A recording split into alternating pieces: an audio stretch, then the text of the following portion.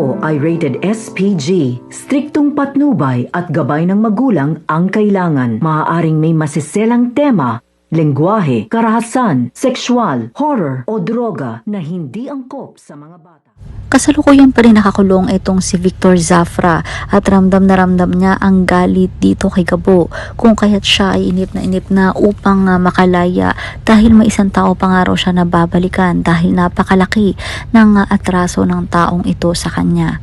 Samantala abala itong si Gabo upang makahanap ng pera upang mapaopera ang kanyang ama sapagkat hindi nga natuloy ang perang ibabayad sana sa kanya ni Papang dahil nga sa hindi naman siya ang nakahuli dito kaya alias Tigre kahit pa nga daw na siya ang may dahilan kung bakit ito nahuli ng kanilang mga kalaban. Samantala, ito na mga ama ni Victor ay tatawagan si Ricardo upang ipagbigay alam na ang pulis na nakahuli kay Victor ay walang iba kundi si Samantha. Kung kaya't pinipilit nga nito ng ama ni Victor na kausapin o kumbinsihin ni Ricardo ang kanyang anak. Kung kaya't pagdating nga ng bahay ni Samantha ay makikipagtalo na naman ang kanyang ama at pinipilit na nagkamali ito ng taong hinuli sapagkat kilalang negosyante nga daw etong si Victor at ang kanilang buong pamilya. Kung kaya't nakasisigurado daw siya na mali ang ginawang paghuli ni Samantha kay Victor.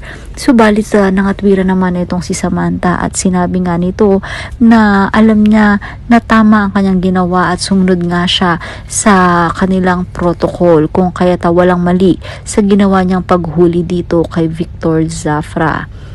Subalit magagalit nga ang kanyang ama sapagkat ayaw nga sundin ni Sam etong kanyang sinasabi at nang dahil nga roon ay entrada na ang kanilang ina upang ipaalala dito kay Ricardo na hindi lamang siya basta general kundi ay isa ring ama kung kaya't minsan nga daw ay magpakaama ito sa kanilang mga anak lalong-lalo na rito kay Samantha.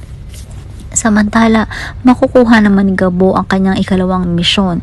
Ito nga ay si Mr. Chan kung saan ay magiging dahilan niya o sumunod na misyon niya upang mabigyan talaga siya ng reward ni Papang dahil nga sa kinakailangan na nga niya na magkaroon ng pera upang maipagamot na ng mabilisan ang kanyang amang si Rudy. Yan ang mga dapat nating abangan dahil mas patindi ng patindi ang mga bakbakan, taksyon dito nga lang sa CCM Sigabo.